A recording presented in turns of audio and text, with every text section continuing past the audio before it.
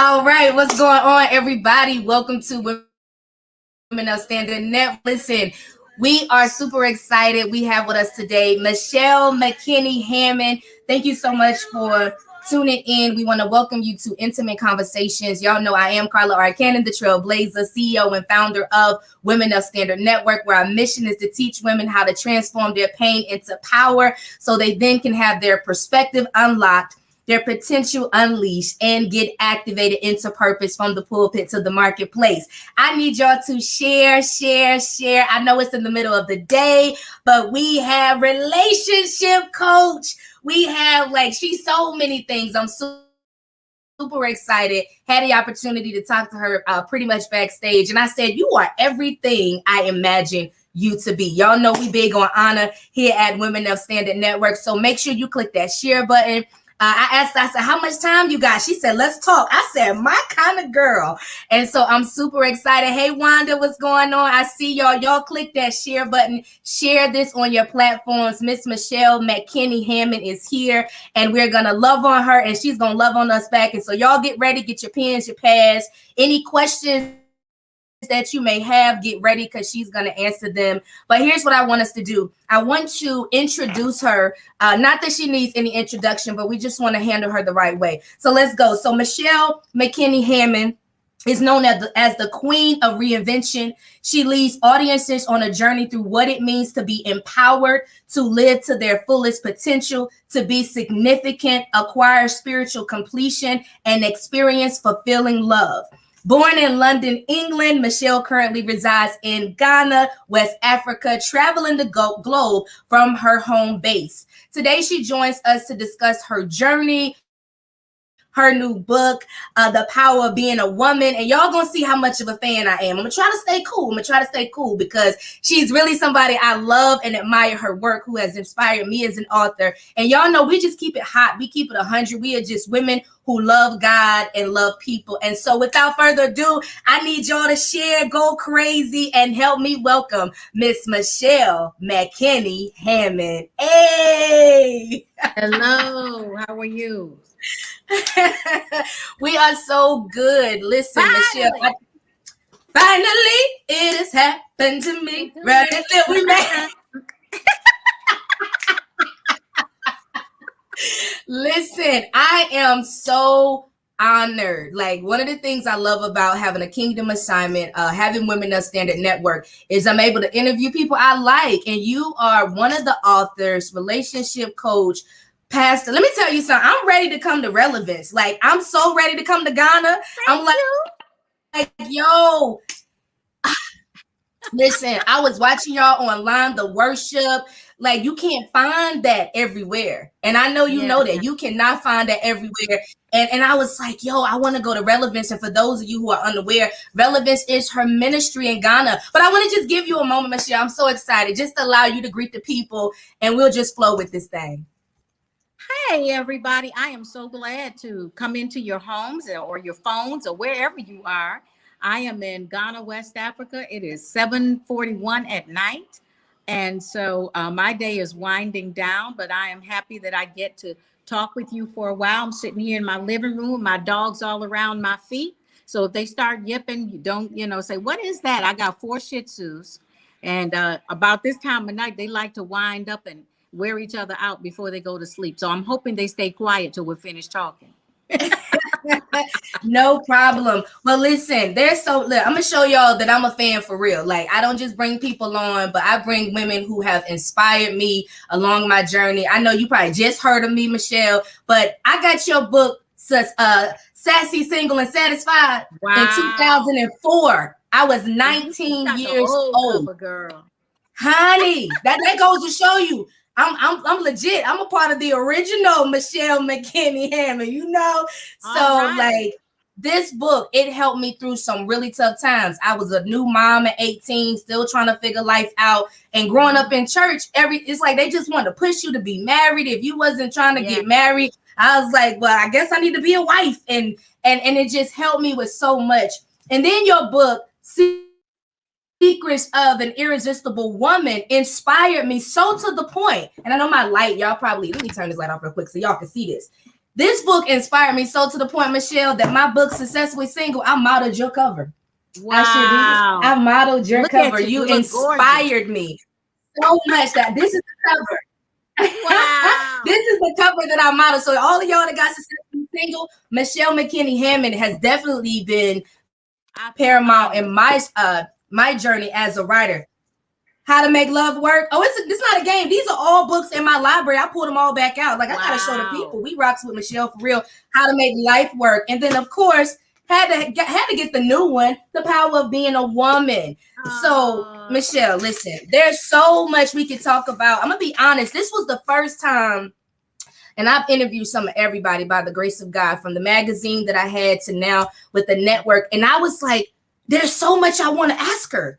Like, especially with relationships being your area of specialty and authentic sisterhood is mine. Here's one thing I understand, that whatever area that God calls us to serve, that's the area in which we're going to experience the greatest level of turbulence, right? Yes. So you are not just a relationship coach. That lets me know you've been through some stuff. If you specialize in that area, honey, let's talk about it. So I'm gonna just unleash you, and I feel like I'm sitting with Auntie. I feel like I need to be quiet and just let you go. Like, that's where I'm at with it.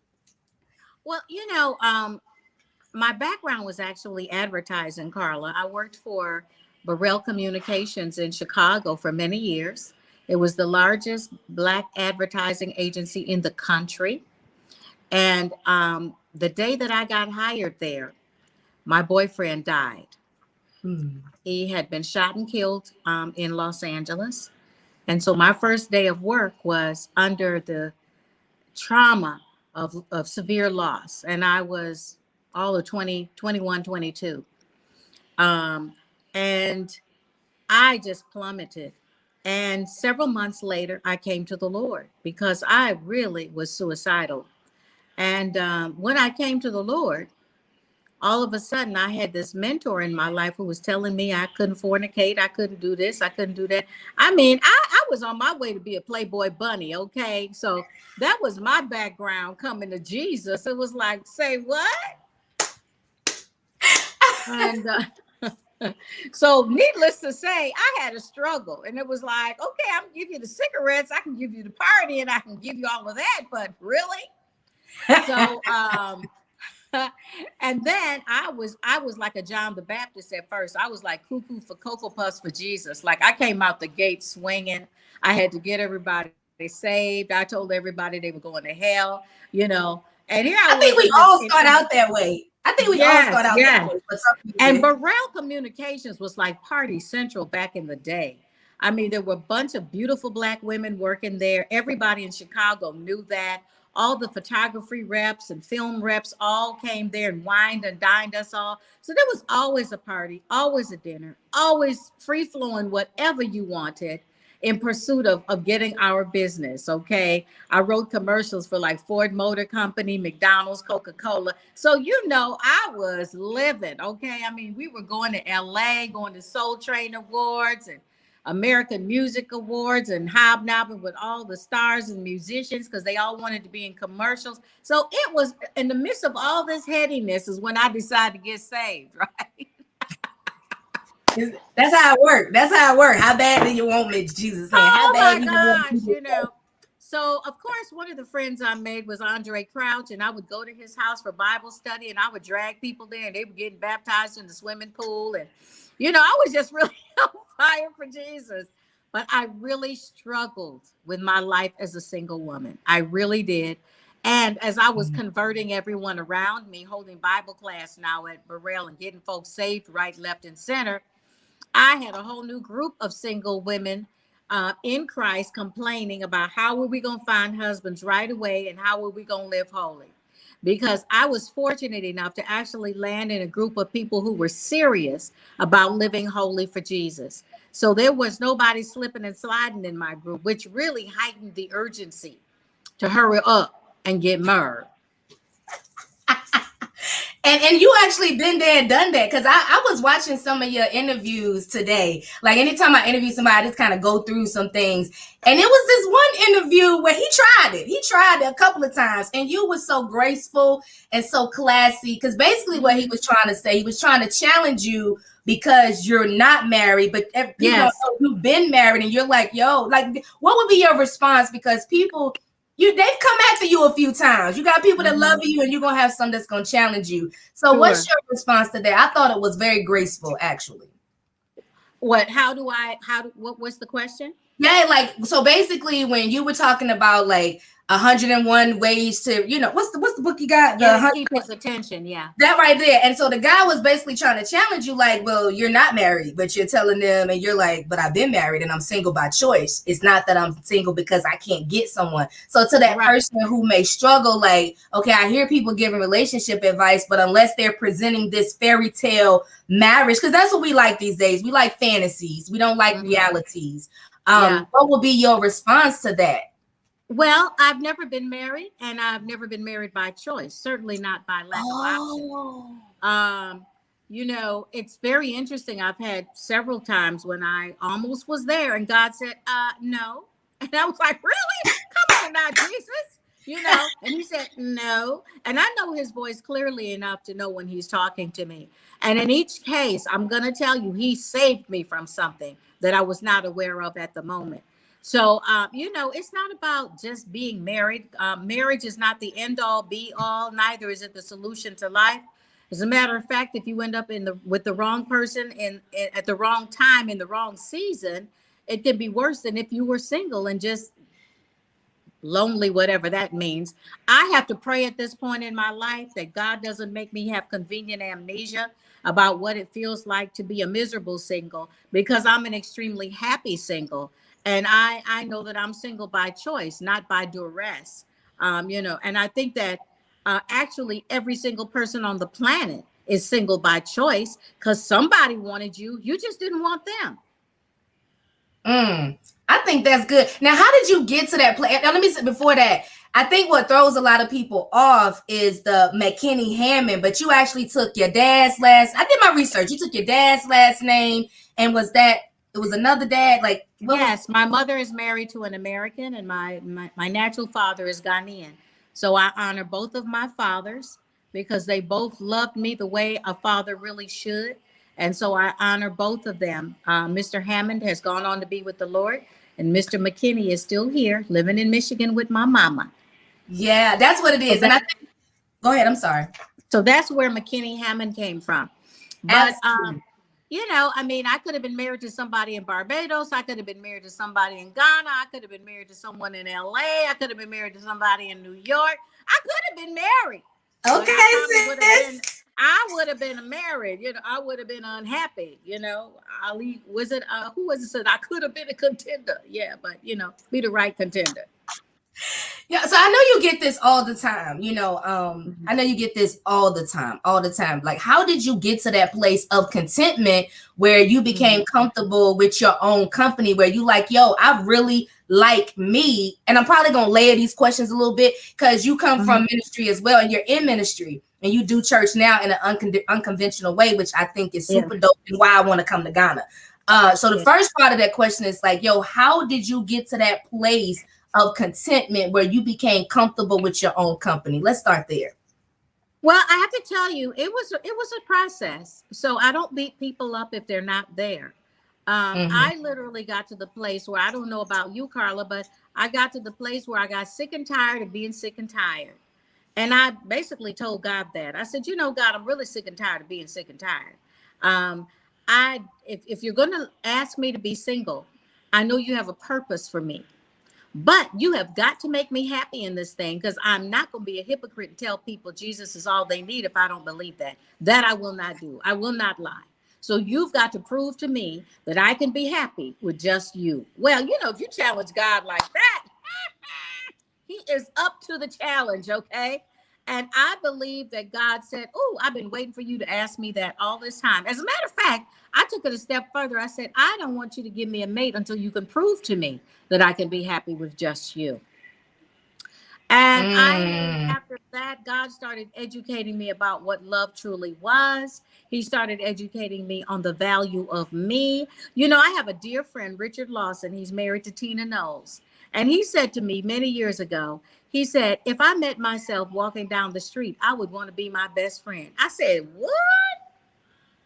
Because I did not feel that way at the time. Now, he was fabulous, so I could see why he would want to be his best friend. But I did not feel that way. And that became my goal, to become my best version of myself first, so that I would get the best of what God wanted to give to me. Because I believe that we attract what we are. And I had a lot of issues. I had a lot of baggage. I had a lot of broken things going on. And I allowed God to come into my life, sweep through me, start showing me the areas that I needed to work on for myself till I liked me some me. And then, you know, when I got to that place, I asked God for a couple more years because I wasn't ready to give up my newfound happiness and joy and freedom. So that is a place that you get to as well. Of contentment. I got busy about purpose. And I tell people all the time that the hole in your heart is not a person-sized hole. It is a purpose-sized hole. And a lot of Christians Uh-oh, and Michelle, singles you especially. breaking up, and we want to you breaking up. Oh, You breaking up, and we want to hear everything you got to say. We sorry, y'all. I think she am I having back some now? internet. There Is it you clear now? froze, but I can hear you. Okay, I can check hear now. you. You just frozen. Oh, Hold you're on a back. minute. There Okay, we go. okay. Okay, good. Yeah, so as I was saying, there is a place called Happy and Single Life if we can give it to God.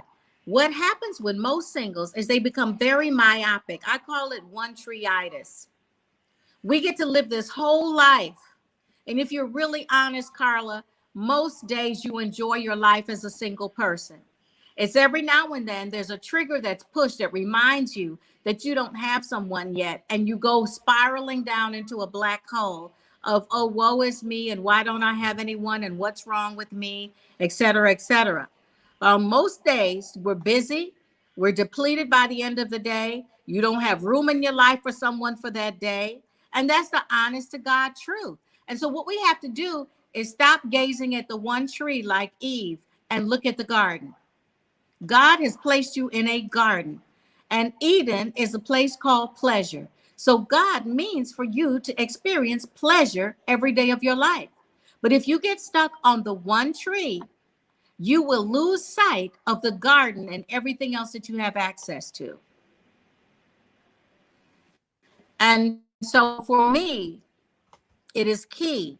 And I'm actually getting ready to do a Love University course. It's going to be a master class that's going to start in March, and I'll be posting soon about that for people to sign up. And it is 50 days of me teaching. So, because I think that there are lots of things that we overlook when we focus on, do I have somebody in my life? What does that mean? There are a lot of people with people in their lives that are miserable. So that cannot be the answer. So you've got to be the best version of yourself first so that you make the right choices and recognize the season for when it's time to partner up. Mm-hmm. I think that's powerful. You said so much there, and they like she dropping jewels. They just comment saying the things that you're saying. Let me ask you this. What were some of those practical things that you did? I mean, we know you had to spend time with God and his presence. And, you know, before we can have a healthy relationship with ourselves, we got to have a healthy relationship with God because that's our foundation.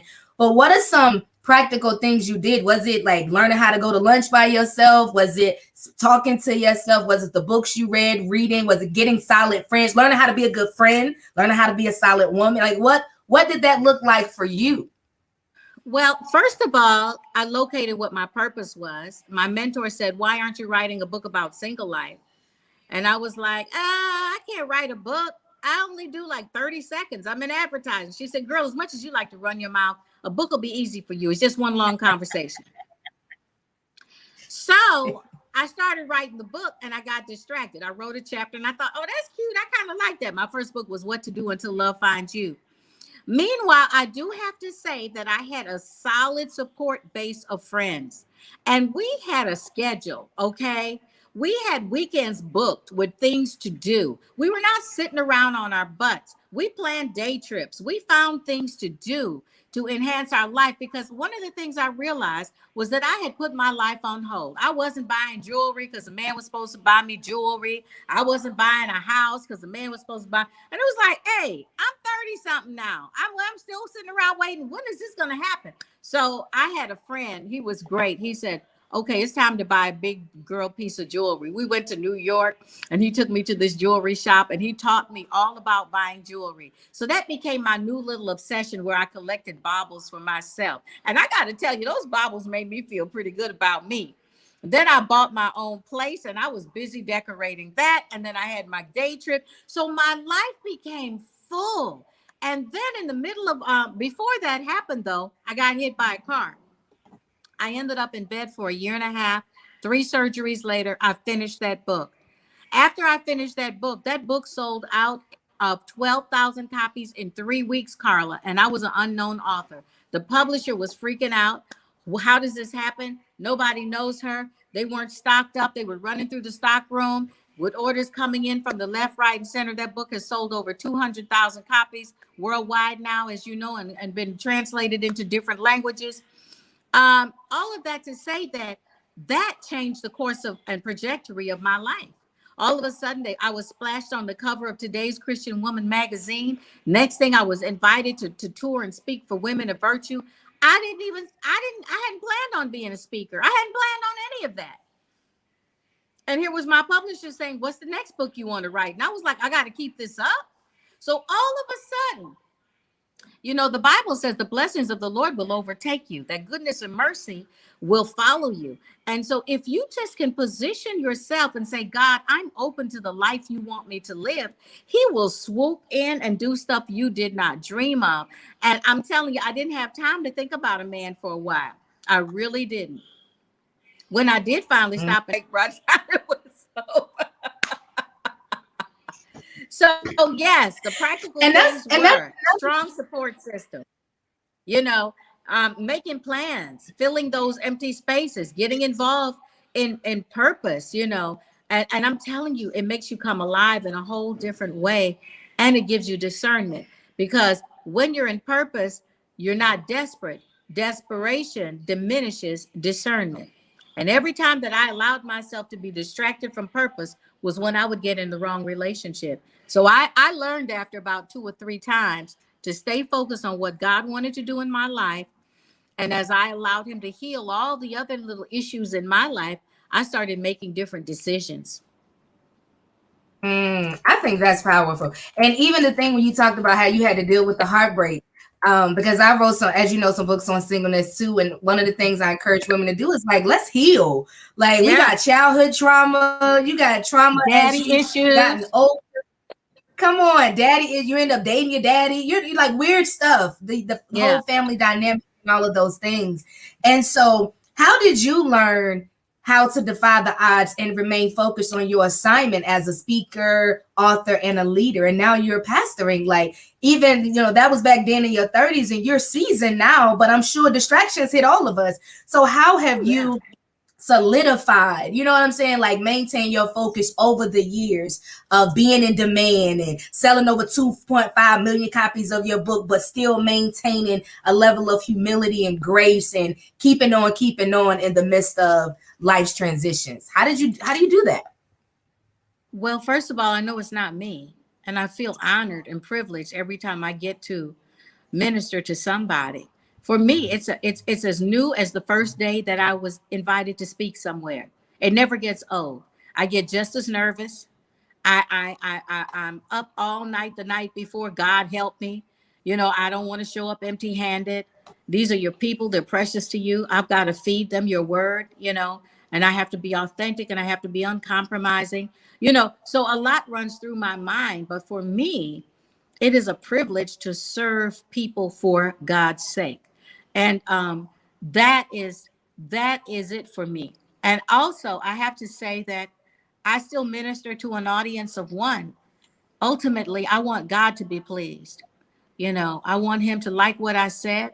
I want him to like me. I want him to like the way I live my life. I want him to like the person that I am and becoming, because we are all still becoming. We're being transformed into the image of Christ more and more every day if we've submitted ourselves to that.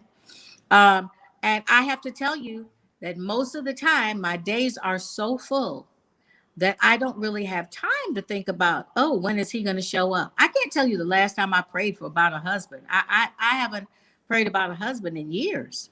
You know, about 9 years ago, I thought I was getting married, and when I moved to Ghana, and when I moved here, I mean, he was wonderful, but God said, "Can you let him go? He's not the one I have for you. I have someone better." Now I haven't met that person yet, but you better believe I knew that God was talking to me once again. And I said, well, Lord, he's been so nice. Can you make him break up with me so he doesn't think I used him? I mean, that was the point I was at. And shortly thereafter, he started acting crazy. And I said, okay, I'm done. And, the family was waiting for us to be married. So I had to talk to some of the aunties, because in Africa, you can't just walk away from a relationship. They're like, family meeting, where you think you're going? So I had to explain to the aunties why I was releasing myself from the relationship. And I moved on. And my cousin said to me later, are you sure you were in love? Because you got over that really fast. And I said, God told me to let it go. I'm not going to, I'm too old now to argue with God. And I found out some things about that man after I broke up with him that weren't so nice. So once again, God saved me.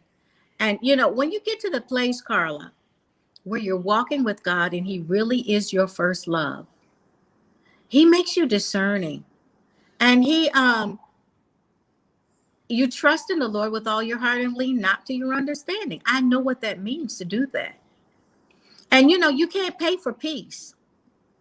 And so regardless of peer pressure and triggers from when you're watching Bridgerton and all that stuff, you got to stay rooted in Jesus, because in him, life is peaceful, it is joyful, and it is fulfilling. And I would much rather be single and have peace until I meet the right person in the right season for the right purpose, because I believe that God is very strategic about partnerships when we allow him to be. That person that you're stepping into their life, they're stepping into yours. You should become a power couple. It should make you more effective and fruitful than you were before you met one another. And if that isn't happening, it's probably not the right alignment. And it's based on a different agenda, where you're going to have problems at somewhere down the line.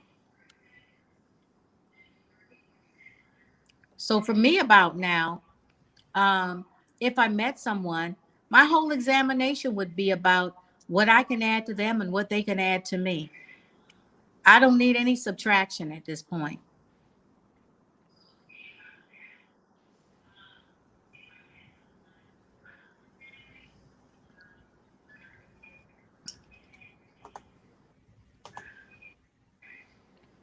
Can you hear me?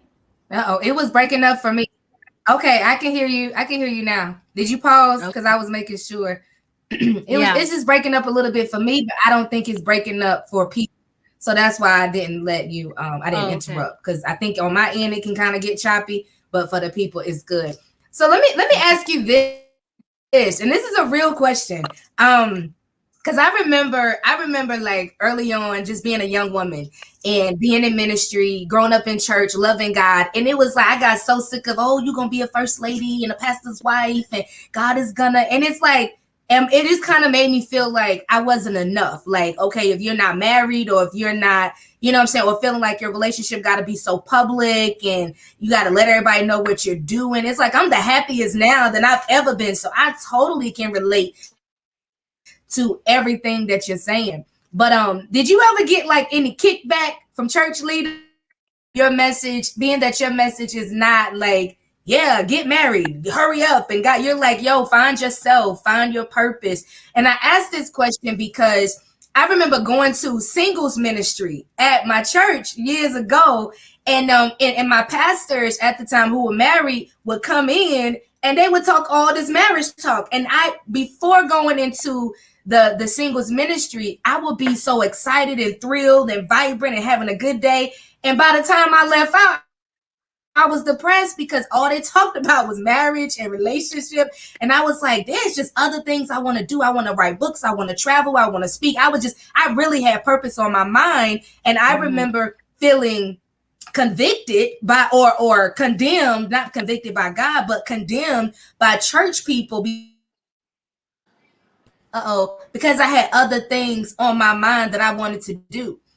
So have you ever experienced any kickback with your teachings from ministry leaders? Actually, I have not.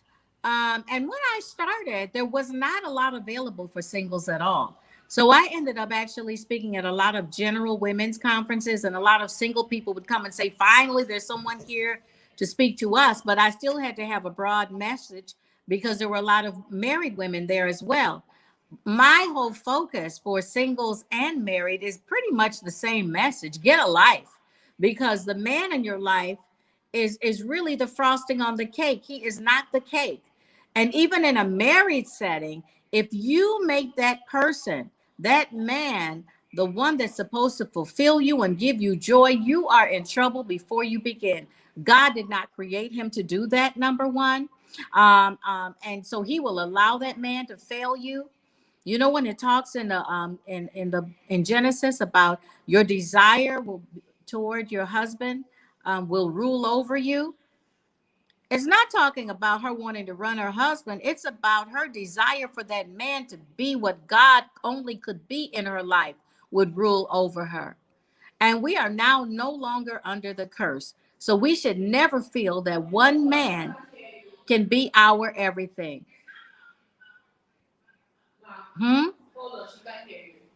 But can they hear me? You can hear you?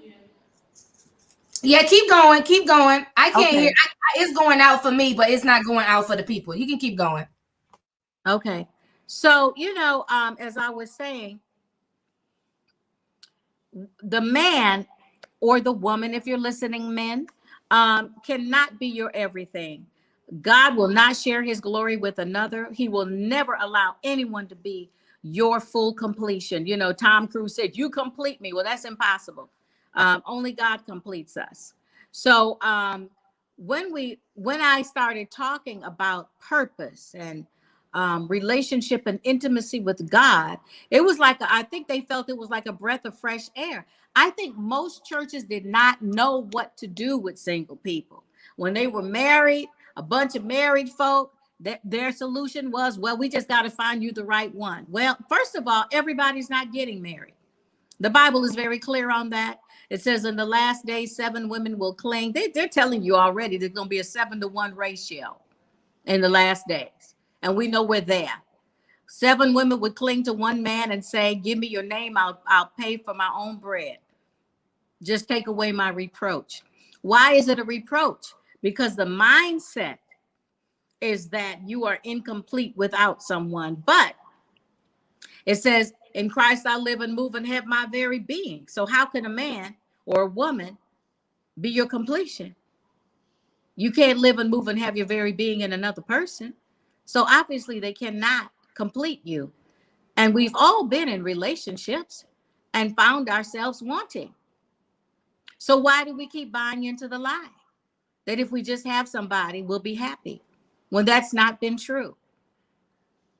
So love begins with you. Joy begins with you. Fulfillment begins with you. Others just add to that, but they can also take away from that. And when we're full of God, and we're full of purpose, and we're full of fulfillment and joy, we make more discerning choices about who we allow into our space to deplete us or add to us. Wow, I think that is so powerful. The parts that I could hear, I can't wait to go back and listen to it. So there may be times I want to call you Auntie Michelle. Can I call you Auntie? I just want to call you Auntie Michelle. Can I call you Auntie Michelle? A lot of people do. That's who you are to me. Yeah, that's who you are to me. You Auntie Michelle. You just have such a, like, even before we went live and just how you were, I was like, yeah, you just did not disappoint. You was like, hey, what you doing? It's taking you so long to get the I was like, oh, yes, you're everything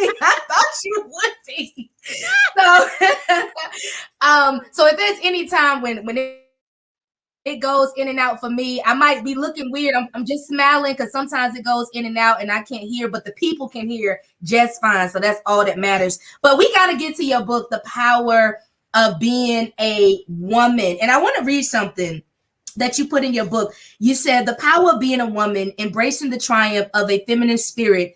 You said this is a resource about a journey back to the basics to reclaim the pieces of ourselves that countless women have lost in the struggle to validate their own self of worth, a sense of worth. Tell us about that. What is the power of being a woman about, and why do women need to get this book right away? Well, I felt it was timely. It's a good conversation to have now, as a lot of women are rising in power. But I want us to rise the right way. I always remind people that even the Amazon women, as strong as they were mighty warriors, but they needed men in order to reproduce. So women should not run around saying they don't need men. Neither should we say it's a man's world. Both of those are fallacies and lies. Obviously, we need men and men need us. I mean, it's a mutual need. So there's nothing wrong with it.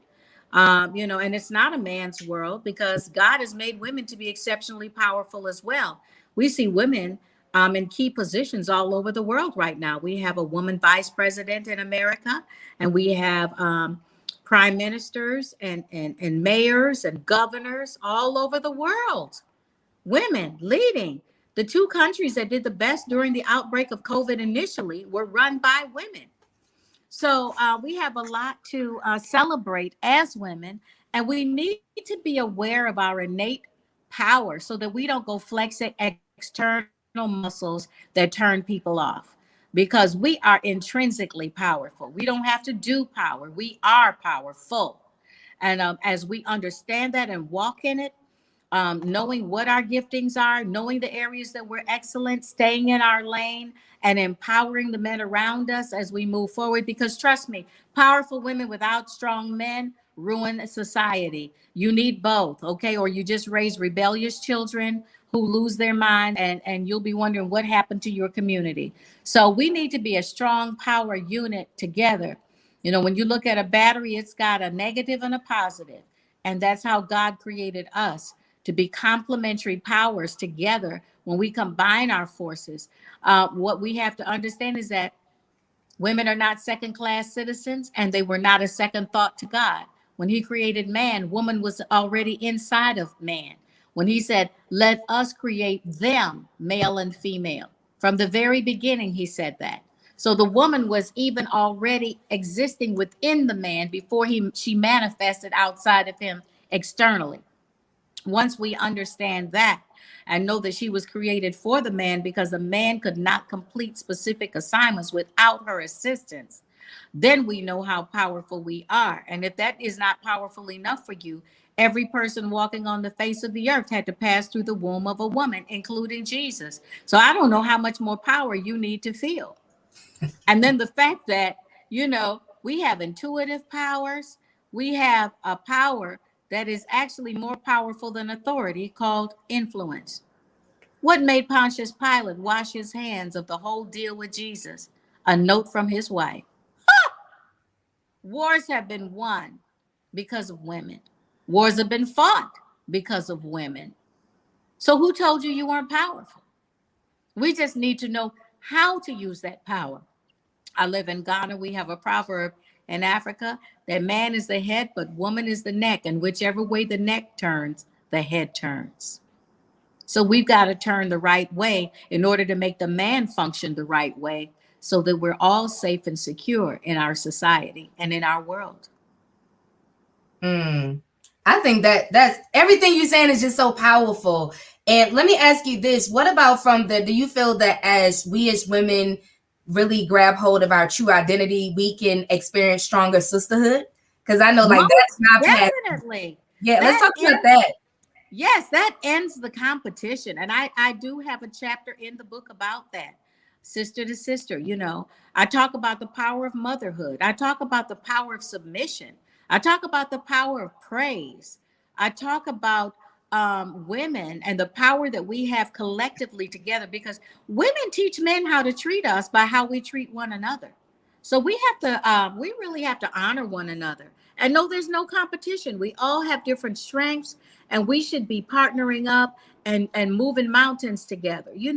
We see that and certain famous friendships. When we look at people that lift each other up, they all win together. So the competition has to end. It says that where there's envy and jealousy, there is strife and every evil work. And so that has no place amongst our friendships as women. On the back of your book, you say you'll find all the keys to perfecting the art of being a woman, including using your greatest power, which is your influence, finding strength in your vulnerability, the collective force of sisterhood, and your unique leadership abilities. One of the things that stood out to me was finding strength in your vulnerability. Yes. Do you believe that for a long time, some women haven't been as vulnerable or as vocal with their stories or their journey or what they've been through because they haven't felt safe? I would definitely say that that is true. But you know what? I was always impressed with something that Jesus said. He said, "No one takes my life from me. I I lay lay it it down, down, therefore I have the power to pick it up." pick it up. Come on. And so if I put it out there, I'm in command of it. Yeah. If someone takes it out from me or discovers something that I didn't share, then they get to master that. So the best way for me to master my life and master even my hurts, my pains, my secrets, my sorrows, my mistakes, my failings is to put them out there, own them, and share the lesson you learned from whatever it was. And then you've mastered it. So we should not be fearful, because you know what? There's no perfect specimen on the face of the earth. All have sinned and fallen short of the glory of God. We could all start sharing stories and say, "Whoa, child, you think that was something? Let me tell you about this."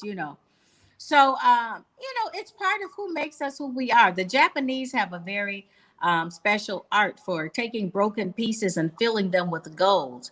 And those vases become rare. So we need to look at our own cracks and our own chips and allow God to fill them with gold and make us rare vessels as well. And then guess what they do? They display them and they charge a lot of money for them. So. So take advantage of those things. Put them out there, child. I tell all my stories. I tell all my business. You know that. If you go on my YouTube channel, I tell you everything. I don't hold anything back. I mean, I'm going to give it to you before somebody else does, because then I'm in control of it. You get to control the narrative. And that's one of the things I like about you, because you don't find that, our level of transparency. Some people, they just like to save face. And I'm like, I understand, I get it, but I want to see like what qualifies you to talk about the things you talk about. And you share all of that stuff. You're like, yo, I did a lot wrong. I got a lot wrong, but I've also gotten a lot right too. And so let's focus on that part. And I've learned lessons in the process. What we know that you are a very prayerful and discerning woman. Let me ask you this. What is your message right now at Relevance in Ghana? What is the message right now in this moment that you're teaching? Can we get a piece of that over here in the US and around the world? What are you sharing right now? Well, Relevance, for those of you who don't know, Relevance is my music ministry. We started off as a church, and then we decided to come out of church and do outreach. And of course, that's been difficult during COVID. So we've been doing live streams every Friday, or sharing a video if we're ministering somewhere. So we've been writing a lot of new worship material. And my constant pounding theme at Relevance is that worship is not just a song, it is a lifestyle. And I encourage them to have a picture of life being like a football game. And there's the scorecard up there. And every time that we say yes to the flesh, it's a point for the devil. And every time we say yes to the spirit, it's a point for God. And I ask them, what's your score today? What's your scorecard looking like? And if it's weighing too heavy on the flesh, then I need you to check your love meter. Why don't you love God more than that thing you're struggling with? So you've got a love adjustment to make. For me, it's all about intimate relationship with God. Everything else pours out of that. Being obedient to him won't be a hard thing to do if you really, really love him like you should. And the only way that you can love him is to know him. And that means Get in that word, read how he felt about things, what made him happy, what made him sad. What things are concerning to God. How does he feel about you? How do you feel about him? These are things I think that the church does not connect us to God as much as they should. They don't teach on intimacy with God. They don't teach about the real reality. It's all about what we can get from God, but we don't talk about the intimate love life that God created us to have with him. And out of that, the gifts come. When you're in love with a natural man or a natural woman on the earth, the more they love you because of how you make them feel, the more they give you. The same is true with God because we're mirror images of God. So for me, as we write worship music, and you guys, you can go to our YouTube channel. It's Relevance Life. Relevance Life. If you can't find it because it's still rather new, you can put in Cool Waters Relevance Life, and that song will come up. Okay, we're putting the link in. I think Tega just put the link in. Follow us, please do subscribe, share it with your friends. We've got 3 CDs on iTunes and Apple Music, and all the music is original stuff. It's kind of Hillsong on steroids with a touch of Africa, little salsa, little jazz, little African rhythm. It's a hybrid mix of a lot of different things, but we really and then we stream every Friday, either on my YouTube channel or the Relevance Life YouTube channel. You can catch us. We'll be doing a live stream for Easter as well. But they're millennials, and so they have a lot of critical questions. And for me, it's all about being critical thinkers as Christians, understanding why we do what we do, and not just doing things out of sheer emotion. Emotions come from thoughts. And so if we don't have the right thoughts process in place, we'll have the wrong emotions, which will lead us to the wrong actions, which lead to the wrong outcome of our lives. So it's very important to have the right thought process about God, about yourself, about life, and the choices that you make so that you're not driven and living in your feelings. Because, it's all about living in your feelings these days. And I'm like, come out of those feelings because we don't walk by feelings. We don't walk by sight. We walk by faith. Mm-hmm. Yeah.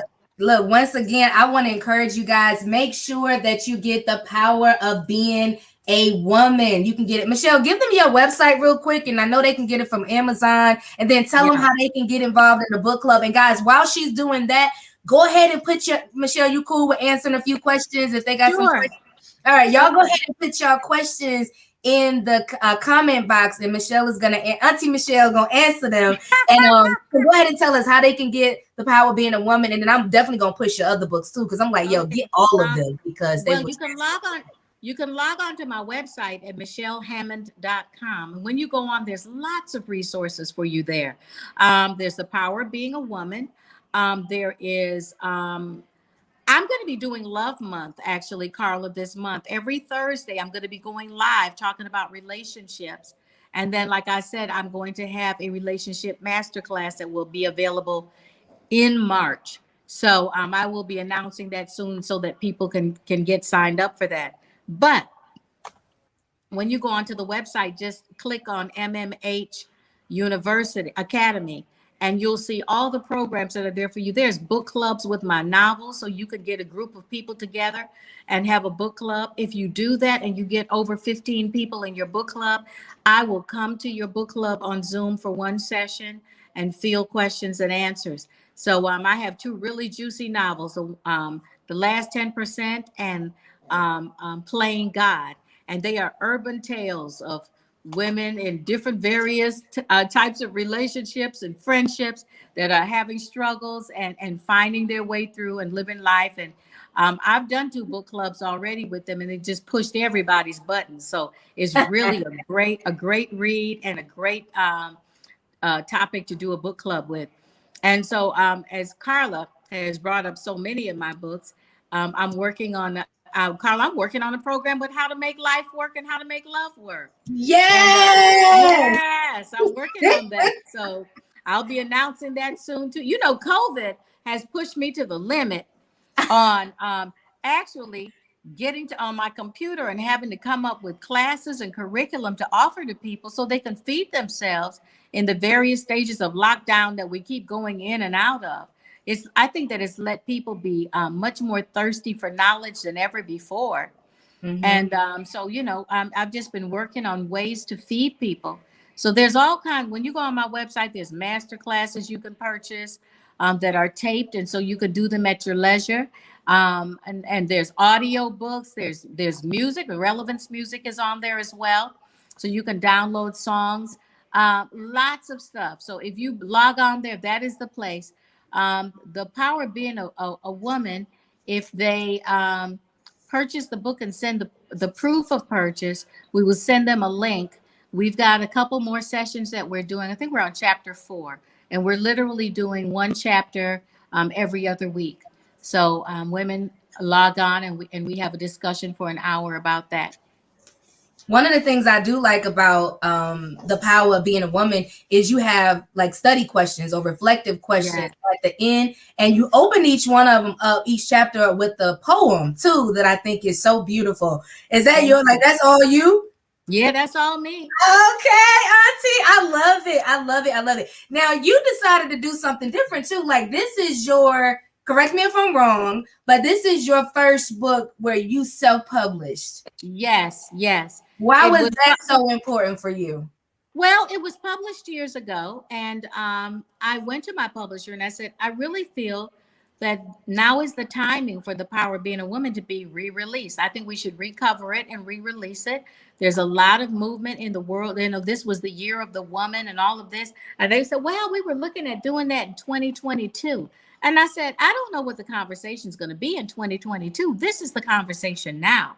They said, well, we really can't do it. And a girlfriend of mine, Deborah Piguet, had written a book called Lead Like a Woman. And I think they didn't want to cannibalize it. And see, she's my sister girlfriend. So I'm pushing her book too. It is a book that you should get, Lead Like a Woman. As a matter of fact, on Amazon, it's funny. People are buying those two books together a lot. But so anyway, as I was saying, yeah,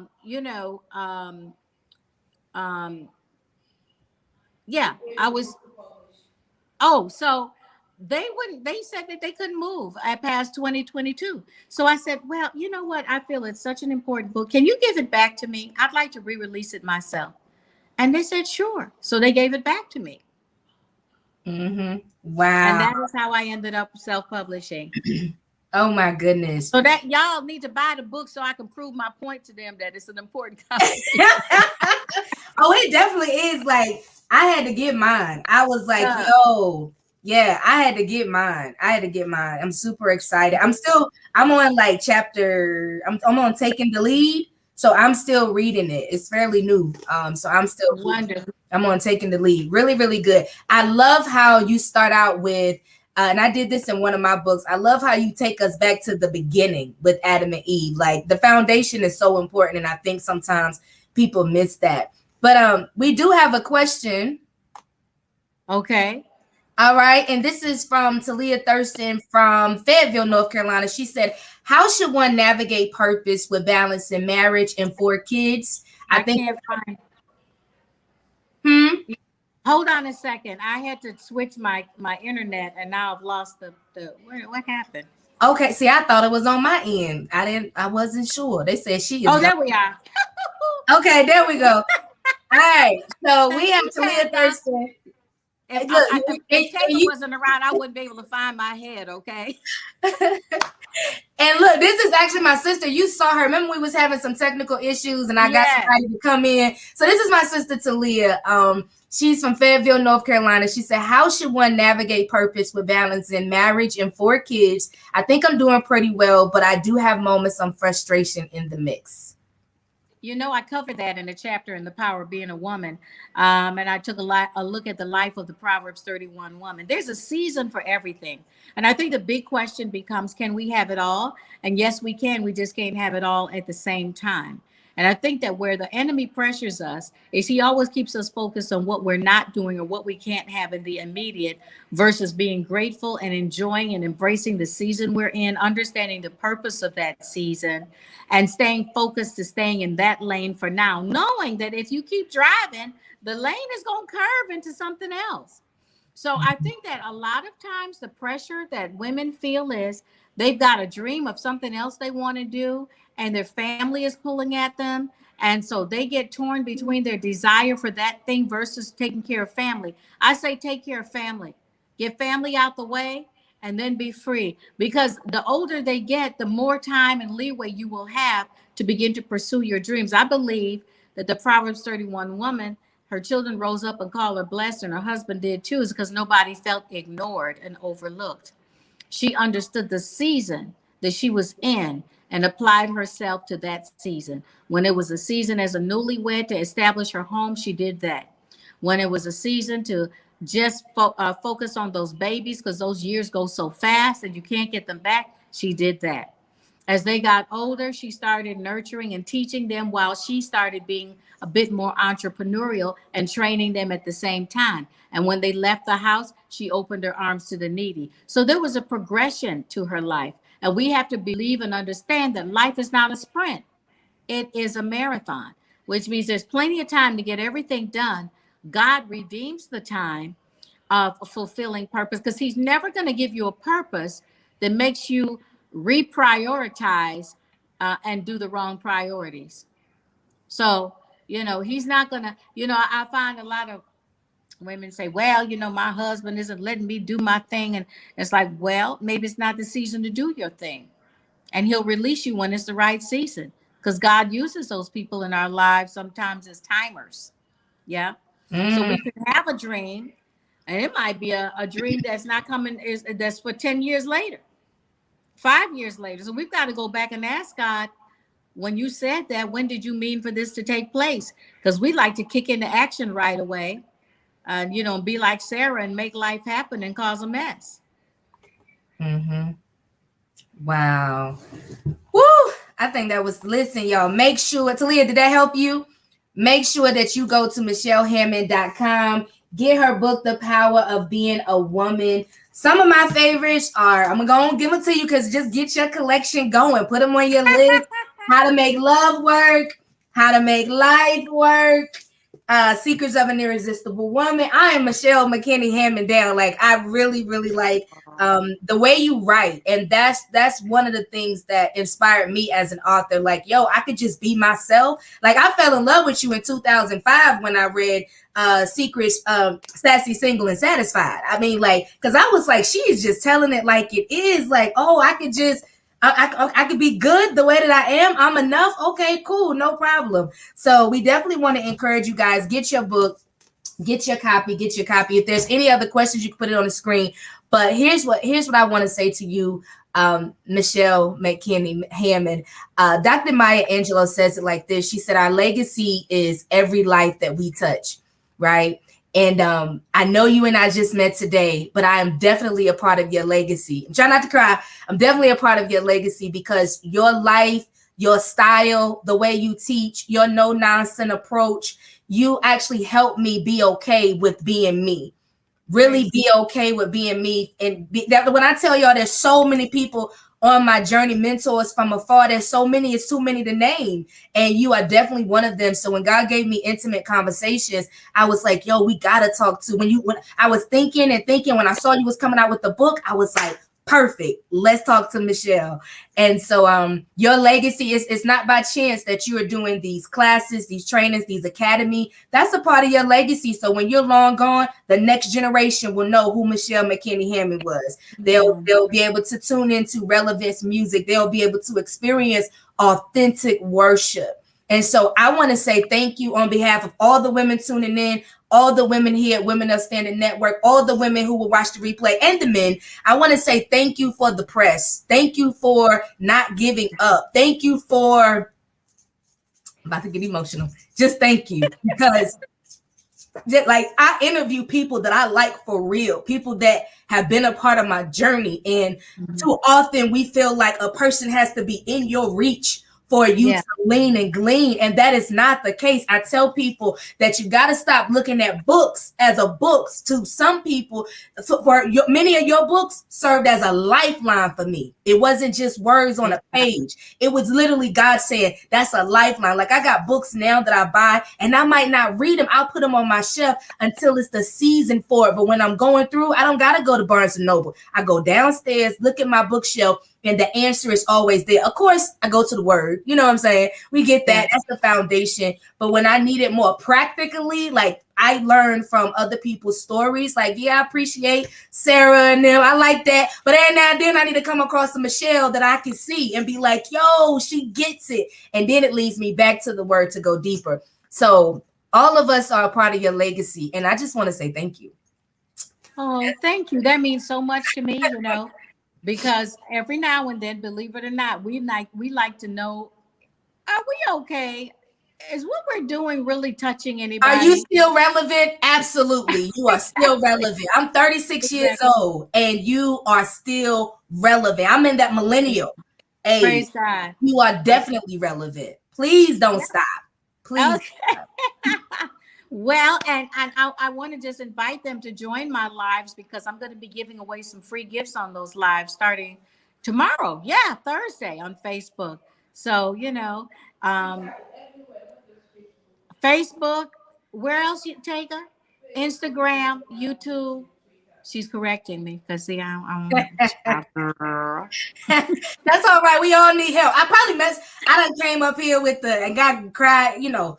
Anytime you get an opportunity, I'm just because you can't take for granted. Like I know you have tough days, just like we all have tough days, and so I don't know when I'm gonna get to speak to you again. I'm like, yo, I want you to know, like, yo, we are part of your legacy because any private matters that you went through, I know there's some things because I'm a writer too. I know there's some things you've been through that you can't put in no book because I understand that not everybody can handle the totality of your story. I get that. So what she say where you supposed to go at so we can make sure we get the people and we got like 2 questions and we gonna let you go. It's gonna be noon Eastern Standard Time. So everybody can figure out where they are. And it will be on Facebook, YouTube, and Instagram. So basically the easiest on way Thursday. The easiest way to do that, guys, is make sure you're following her on Instagram at McKinney Hammond. Make sure you're following her on Facebook at Michelle McKinney Hammond. Make sure you subscribe on YouTube. If you turn your notifications on, once you get plugged in and she goes live, it'll come up. It'll make it so much easier. And then you can put, because it's scheduled out, you can put it on your calendar for your date with Auntie Michelle. Like just put it like that, you know, put it on your calendar and just make it so much easier for yourself. And then this coming Saturday, I have a man panel, and we're talking about what women don't know and men don't tell you at the MMH Hangout.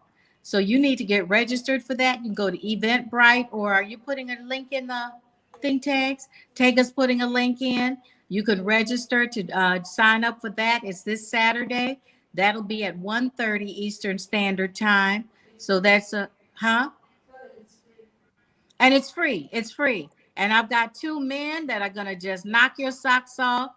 2 of my best male friends, and they are, whoo, I'm not even going to say nothing that day. I just want them to just tell it like it is. I'm glad you said that. So make sure, can they get there from, okay, so is her name Tega? Is it Tega? Mm-hmm. Okay, so she's putting the link to Eventbrite in the comments. Okay, cool. Yeah, so when you register, you will get the Zoom link on Friday evening and Saturday morning to it. You'll get the link immediately. There you go. But you'll get a reminder too. So make sure you check your spam if you don't see it. Don't be writing me saying you didn't get the link because you got it. Just check your spam.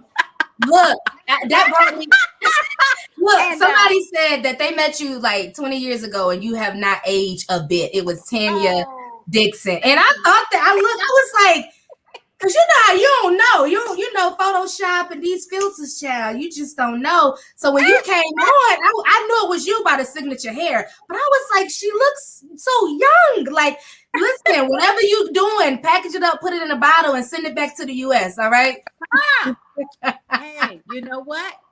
Ghana is good for the soul. I'm telling you. I'm gonna be doing a retreat tour to Ghana at the end of the year. Oh, that's gonna be awesome. So, People need to subscribe to my mailing list because I'm planning all kinds of goodies this year. I'm on your So, list. Yeah, y'all get on the list yeah, at Michelle McKinney yeah, Hammond.com. Make sure you go we there. are we are going to be having a good time. I'm going to be doing a 7-day and a 10-day tour to Michelle. Ghana that will include a day of like a coaching workshop retreat. But you're going to come in. We're going to have people to do your hair, measure you. You can buy your fabrics and get your clothes made while we go touring the country. And by the time you get back, your clothes will be made for you. I got it all set up so nice. That is beautiful. I might have to get some of my people together when we come. But look, we got like a few. I know I got a quick question. A quick question Okay. because you said something that, and then somebody got a question here. I'm gonna try to go back and find it. But you said I got you a single woman and you got like 2 good male friends. How do you? And I think the women will be would appreciate this question. How do you maintain healthy How does a single woman or even a married woman, right, maintain a healthy relationship with the opposite sex? How do you do that? Well, I mean, you've got to be very clear on what the position of the relationship is. I have single friends and married friends that are married. If I have married friends, I have to be friends with their wives too, because I have to honor their wives. They're my sisters, So one thing I don't do is I don't allow married men to discuss their marriage problems with me, because that's an open door for the enemy to just really mess you over. So So boundaries. those are some of my rules that I have, and my friends they're just all men who are really grounded in the Lord, and they keep me on the straight and narrow. They straighten me out when I'm being a little cray cray. We have those types of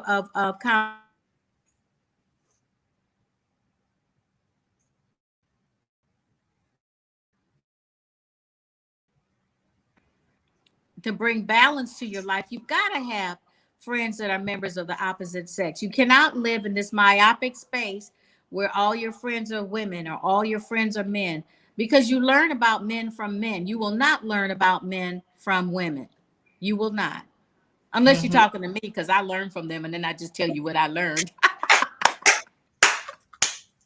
Look, I think that was so good. Latoya Bush, we got one more after this. We're gonna let you go. Okay. We appreciate you rocking out with us. I know it's like 8 o'clock over there, so we appreciate it. Not that you look like you need any beauty rest, but I'm sure you can, chill out for a minute. But Latoya Bush says, "How do you know when it's the right time? I feel like my last season has been taking care of my parents. Now this season, I feel like it's for my family. When will I know when it's my time?" Well, it sounded like after taking care of your parents, you should have been taking care of yourself next, because I'm sure there's some recovery involved there. Give yourself permission to breathe. Give yourself permission to self care. No matter what season you are in, self care is extremely important. What do they tell you on the plane? If the oxygen is running out, put on that mask yourself first. Sounds selfish, but hey, if you die trying to help somebody else,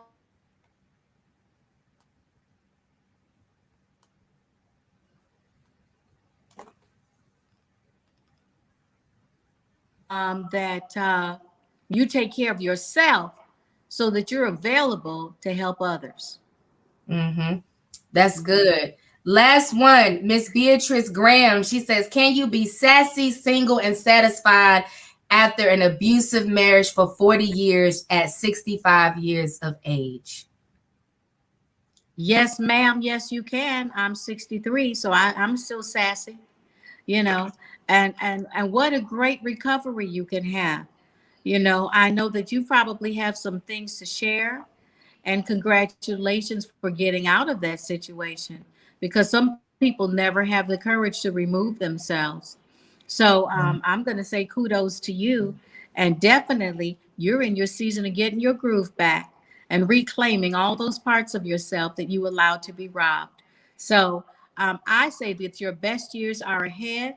And now is the time to get that massage, go to that spa, get yourself all loveyed up on yourself, okay? And plan the next leg of your life, because life is just beginning for you. Wow. Thank you so much, And I was just pulling up that other comment. Yeah, she was like, "This is the beginning of my journey." And then the other lady was like, "I'm in recovery and self-care, just buried her father." So I think that you definitely added value to a lot of people today. We want to say thank you so much. I want to say this, and do you mind like praying over us before we Thank you. leave? If you have any final remarks, you can. Oh, sure. I love to pray for people. Okay. Father God, I Yeah. thank So you. I thank you for everyone under the sound of I pray that let them see their value through your eyes. I pray that you would release the Holy Spirit to celebrate them inside of them, that they would just sense the Holy Spirit dancing within them, celebrating who they are. Father, reveal their strengths to them, reveal their gifts to them. Let them sense what you see when you look at them. Let them embrace that and celebrate it. Father, I pray for grateful hearts because that's where it begins. As we begin to take note of the things that we can say, thank you for, the list grows longer and longer, and our joy increases and our fulfillment rises with it. So I just release peace over every woman, no matter what stage they're at. And if any brothers are watching, them as well. I pray, Lord God, that you would grant clarity as we move forward, that you'd give everyone a plan, a strategy, and instruction for the next step of their life. Everyone knows what they want. Sometimes they don't know how to get it. And so, Father, you've said that we will hear a voice behind us saying, "This is the way, walk ye in it." And so, as they learn to embrace you and go to a deeper level of intimacy, celebrating their relationship with you, make all other doubts and questions vanish in the light of the answers that you bring into their world. In Jesus' name, amen. And Lord, I thank you for Carla amen. as We well. honor you. We thank you so much. Amen. And I just pray, Lord God, that you continue to enlarge Thank her you. Thank you territory so and much. her sphere of Thank you so influence. much. There you go. Amen. Thank you. Thank you so much. I know our internet connection been not letting us be too great, but thank you for that prayer. Thank you for your wisdom. Guys, make sure you head over to michellehammond.com. Check out her books. Definitely get the Power of Being a Woman, and be sure to like Women of Standard Network. Stay tuned. Stay tuned for more life-changing interviews with more individuals, and you can always watch the replay. Make sure you share. Sow your share today. And y'all be blessed. Have a phenomenal day. Michelle, thank you so much for your time. We love you. We appreciate you. We speak peace and blessings over your life, and that Thank you would just you. continue to leave your mark, leave your imprint in the earth, and you're definitely unforgettable. We appreciate you. Thank you. Thank you. Bye bye. Bye bye. Thank you guys so much for tuning in. Y'all be blessed. Just putting some of y'all comments on the screen. Wasn't that amazing? Wasn't that powerful? God is so good. Like, there's such a peace I feel right now. Um, yeah. Y'all be encouraged. Have an amazing day. Know that your life has purpose. Begin to meditate over the things that she spoke today. Really think about it. Really think about it. And make sure you follow her. My goal with Women of Standard Network is to create a space where you can be imparted into by women such as Michelle McKinney Hammond, and more women that are to come, unknown as well as known. All right. So y'all be blessed. Thank y'all so much for tuning in. Make sure you like Women of Standard Network. Stay tuned, and keep us in your prayers as we go forth in purpose, as we go forth in power. I'm so full. I'm so full. Like, I get to interview some of my heroes, some of my mentors on this journey, and I'm truly grateful. I'm truly grateful for that. So we got more women to come, y'all. More interviews to come. Y'all be blessed. Until next time. See ya.